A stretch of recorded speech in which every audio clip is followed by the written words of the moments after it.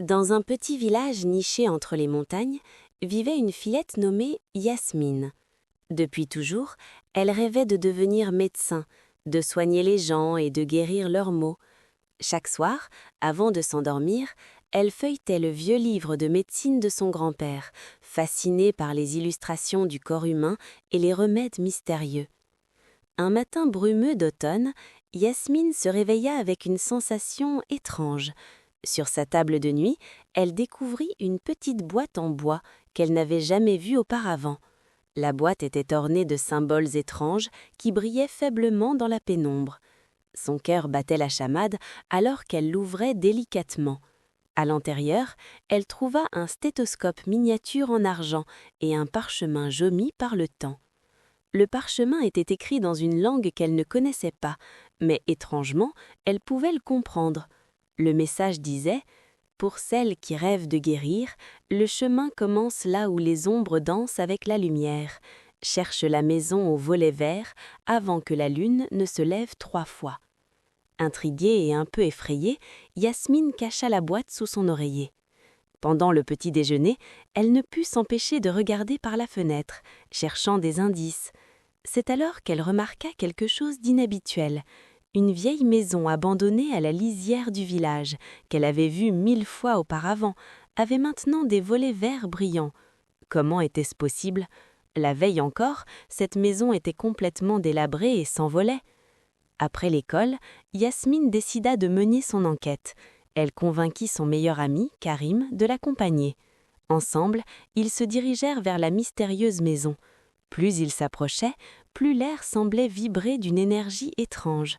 Des papillons aux ailes iridescentes volaient autour de la maison, criant des motifs lumineux dans l'air. La porte s'ouvrit avant même qu'ils ne frappent. À l'intérieur, ils découvrirent non pas une maison abandonnée, mais un laboratoire extraordinaire.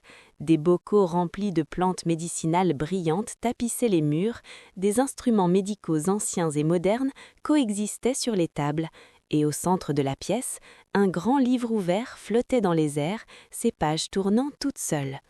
Une voix douce résonna dans la pièce. « Bienvenue, Yasmine, nous t'attendions. » Une femme âgée apparut de derrière un rideau de perles. Ses yeux étaient d'un bleu profond et bienveillant. « Je suis la gardienne des guérisseurs, et tu as été choisie pour résoudre un mystère qui affecte notre village. » La vieille femme expliquait qu'une maladie étrange se propageait silencieusement dans le village. Les gens ne tombaient pas malades de manière visible, mais ils perdaient progressivement leur joie de vivre, leurs rêves et leurs passions. « C'est une maladie de l'âme, dit-elle gravement, et seule une guérisseuse au cœur pur peut la comprendre et la soigner. » Yasmine était stupéfaite. Comment une enfant comme elle pourrait-elle accomplir une telle mission? La gardienne sourit et lui tendit le stéthoscope en argent. Cet instrument ne peut pas entendre les battements du cœur, mais les murmures de l'âme. Écoute avec ton cœur et tu trouveras la source du mal. Les jours suivants, Yasmine observa attentivement les habitants du village. Elle remarqua que les personnes les plus affectées avaient toutes quelque chose en commun. Elles avaient abandonné leurs rêves d'enfance. Le boulanger voulait être musicien, l'institutrice rêvait d'être exploratrice et le maire désirait devenir peintre. Tous avaient renoncé à leur passion pour des vies plus raisonnables. Avec le stéthoscope magique, Yasmine pouvait entendre les échos de ses rêves oubliés, comme des mélodies tristes prisonnières dans les poitrines des villageois.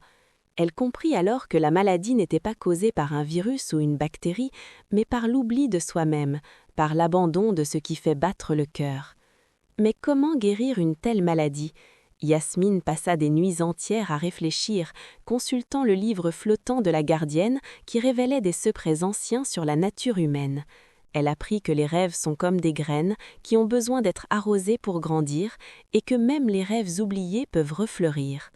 La 3e nuit approchait et Yasmine n'avait toujours pas trouvé le remède. C'est alors que Karim, qui l'avait aidé dans ses recherches, lui dit quelque chose qui changea tout. « Tu sais, chaque fois que tu parles de devenir médecin, tes yeux brillent comme des étoiles. Peut-être que le remède, c'est simplement de rappeler aux gens pourquoi leurs yeux brillaient autrefois. » L'illumination. Yasmine courut vers la maison aux volets verts. La gardienne l'accueillit avec un sourire complice. Ensemble, elles préparèrent non pas une potion, mais un projet. Yasmine organiserait une grande fête où chaque villageois serait invité à partager son rêve d'enfance, même s'il semblait impossible ou oublié. Le jour de la fête, quelque chose de magique se produisit. Alors que les gens racontaient leurs rêves perdus, leurs visages s'illuminaient, leurs voix tremblaient d'émotion, et lentement, la joie revenait dans leur cœur. Le boulanger apporta sa vieille guitare et joua une mélodie touchante. L'institutrice montra des cartes anciennes et parlait de terres lointaines. Le maire dévoila des peintures cachées depuis des années dans son grenier. La maladie de l'âme commença à se dissiper comme la brume au soleil. Yasmine comprit alors une leçon essentielle. Être médecin ne signifie pas seulement soigner les corps, mais aussi comprendre et guérir les cœurs. Parfois, le meilleur remède n'est pas dans une fiole, mais dans la capacité de rallumer l'étincelle qui rend chaque personne unique. Quand la 3e lune se leva, Yasmine retourna à la maison au volet vert pour rendre le stéthoscope, mais la gardienne secoua la tête. « Garde-le, jeune guérisseuse, tu en auras besoin sur ton chemin. Tu as appris que la vraie médecine commence par l'écoute et la compassion. » Le lendemain matin, Yasmine se réveilla dans son lit. La maison au volet vert était redevenue une ruine abandonnée, mais le stéthoscope argenté brillait toujours sur sa table de nuit. Était-ce un rêve, un mystère n'est jamais résolu? Peu importe, Yasmine savait maintenant ce que signifiait vraiment être médecin et son rêve brûlait blanc-foi dans son cœur. Des années plus tard, devenue une brillante docteure, elle gardait toujours le petit stéthoscope argenté dans son bureau, rappel constant que la médecine est autant une science qu'un art de l'âme.